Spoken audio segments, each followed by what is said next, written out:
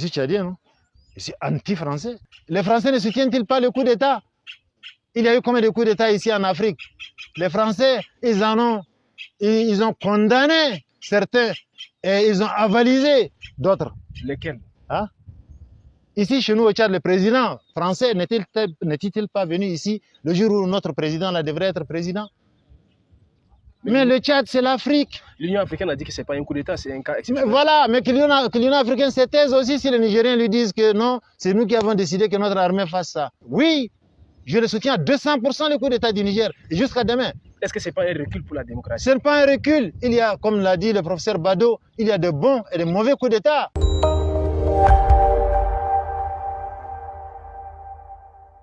Bonjour, M. Danibé. Bonjour, M. Abdraman. La France, aujourd'hui, est rejetée partout dans les États du Sahel. Qu'est-ce qui n'a pas marché? Oui, mais la France est rejetée, je l'avais déjà dit dans mon vidéo précédent. La France est rejetée parce que la France nous a colonisés. D'abord, il y a l'esclavage fait par la France, la colonisation. Après, c'est parce que nos parents sont partis se battre pour libérer la France des griffes de Hitler qu'ils ont pensé à nous donner les indépendances, que nos parents ont arrachées par le sang d'ailleurs.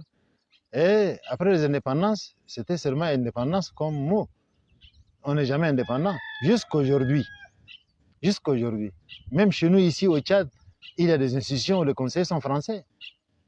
Ils sont experts en quoi, les Français? Ils dépassent les autres en quoi? Ils ont fait quelle école que les autres personnes n'ont pas fait?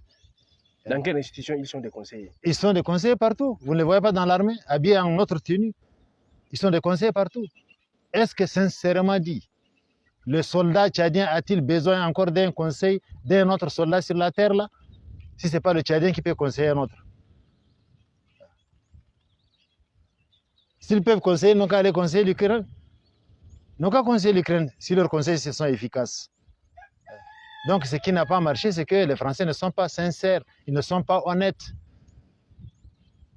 Hein? Et tout ce que les gens ne comprennent pas, le peuple d'Afrique aujourd'hui est à 80% jeune comme vous. Ce que nous, à l'époque, ne comprenons pas, ce que nous, à l'époque, ne voyons pas, vous, aujourd'hui, vous l'avez ça n'importe où avec les réseaux sociaux. Il n'y a pas quelque chose qui se passe en une minute comme ça, que ça se passe même à Paris, sous le lit de Macron, ici vous êtes au courant. Donc le peuple africain est maintenant très jeune, il est éveillé, il sait ce qui lui revient de droit. Et les Français s'obstinent à fermer les yeux sur les cris des peuples de l'Afrique. Voilà les conséquences. Comme je l'avais dit, c'est un vent. Ce vent-là, rien ne peut l'empêcher. Ce vent-là qui va balayer la France, là, rien ne peut l'empêcher. Rien. Personne ne peut l'empêcher. Qui que ce soit ne peut l'empêcher. Donc, ce qui ne va pas entre la France et le peuple du Sahel, c'est la négligence de la France, le mépris que les Français font envers le peuple d'Afrique. Les Français refusent d'écouter le peuple. Ils n'écoutent que les valets qu'ils ont placés. Si nous revenons, par exemple, pour les événements qui sont passés au Niger, quand nous autres, on qualifie les gens de cancres, les gens disent qu'on les insulte. Si ce n'est pas un cancre, si c'est un homme normal qui a un cerveau pour réfléchir, les Africains ont chassé les Français du Mali, du Burkina Faso. Toi, tu les prends au Niger comme si c'était la case de ta mère. À toi seulement, tu amènes les Français, tu les mets là-bas, sans l'avis des Nigériens. Et c'est pendant qu'ils traversaient la frontière pour venir au Niger, la population nigérienne a manifesté, il est lancé à coups de pierre, les Français ont tiré à balles réelles, ils ont tué 3 Nigériens. Il n'y a pas eu de compte à rendre, il n'y a pas eu de questions, il n'y a pas eu de justice, on n'a rien dit. Mais ce peuple-là, cette armée-là, l'armée nigérienne, là, elle sort du peuple. Est-ce que vous croyez que le mal que le peuple sent, l'armée ne sent pas? Est-ce que vous croyez que le préjudice que les Français nous montrent ça à midi, avec l'appui de leurs valets locaux, là, est-ce que la douleur que ressent le peuple, l'armée ne sent pas? L'armée ressent la même douleur. Cette armée, elle fait partie du peuple. Hein? Et c'est comme ça que l'armée a pris sa responsabilité. Ouais. Coup d'État au Niger, ouais. C'était prévisible ou non? Prévisible. Pourquoi? Pour moi, c'était prévisible. Pour le fait, tout simplement, que Bazoum s'est entêté. Il a négligé les officiers nigériens qui sont... Le Niger a une très grande armée, respectable. Il ne faut pas croire, il ne faut pas écouter la propagande de l'impérialisme.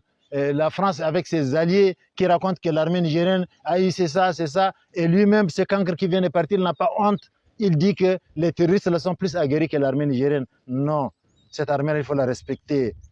C'est une armée organisée. Ce sont des grands officiers. Ils savent agir au moment où il faut agir. C'est ce qu'ils ont fait. Et c'était prévisible. Le seul salut du Niger venait de l'armée. Oui. Parce que dans l'Afrique des cancres, là j'appelle ici l'Afrique francophone, dans l'Afrique des cancres, on dit il est élu, c'est tout. Bien ou mal élu, c'est élu. Celui qui est élu, on ne le touche pas.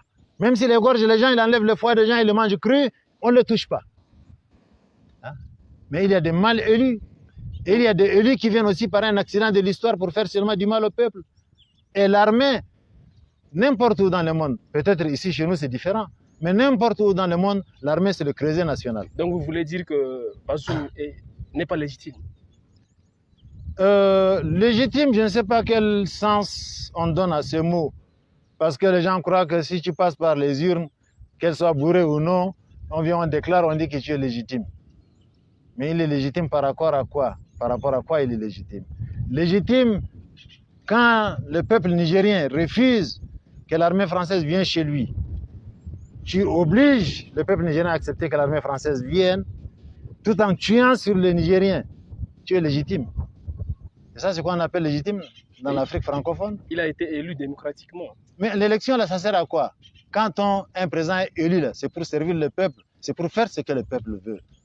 Mais quand tu es élu, pour ceux-là, les gens comme lui, là, on ne les appelle pas des élus, c'est des parvenus par accident de l'histoire. Parce que lui voudrait parvenir ici, point. Il n'avait pas une ambition pour son peuple. On ne peut pas avoir une ambition pour le grand peuple nigérien là, et accepter que ces petits soldats français là marchent sur le peuple nigérien. Les Nigériens les lançaient avec des pierres seulement, ils ont tiré avec des armes. Bazoum m'a posé une question. Qui les a tirés? Les Français. Et ça, c'est vu par tout le monde. Les vidéos sont là.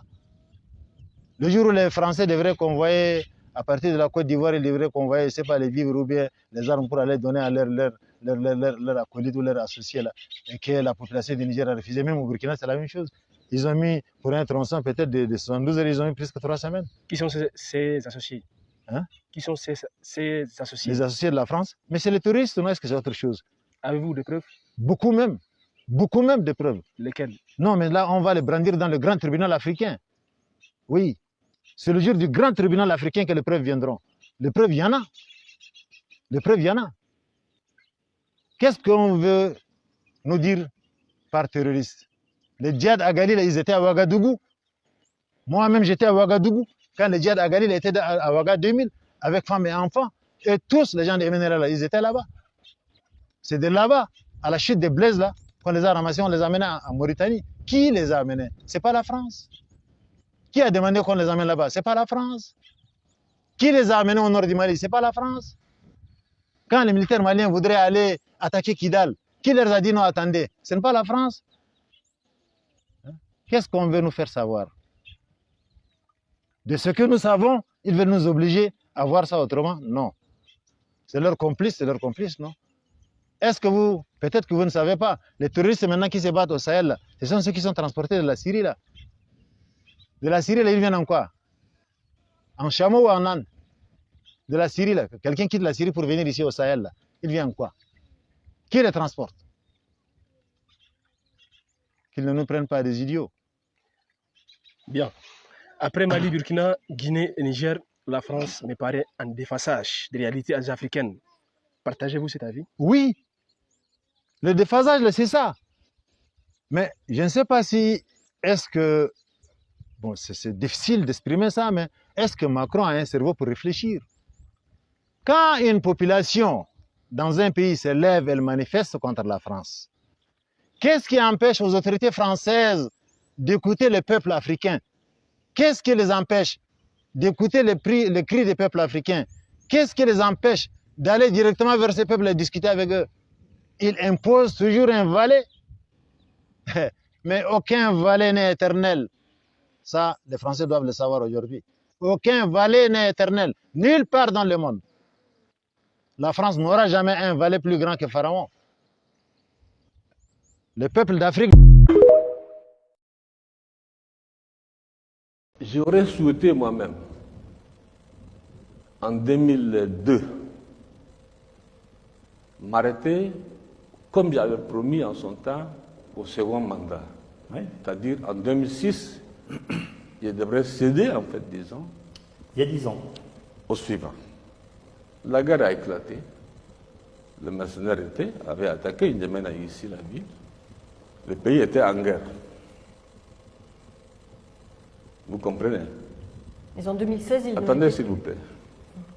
Et comme j'ai dit, dans la politique africaine, la France intervient souvent, et je le dis haut et fort, la France a intervenu, je dis bien, je n'ai pas demandé, je dis je ne le fais pas, de changer la Constitution.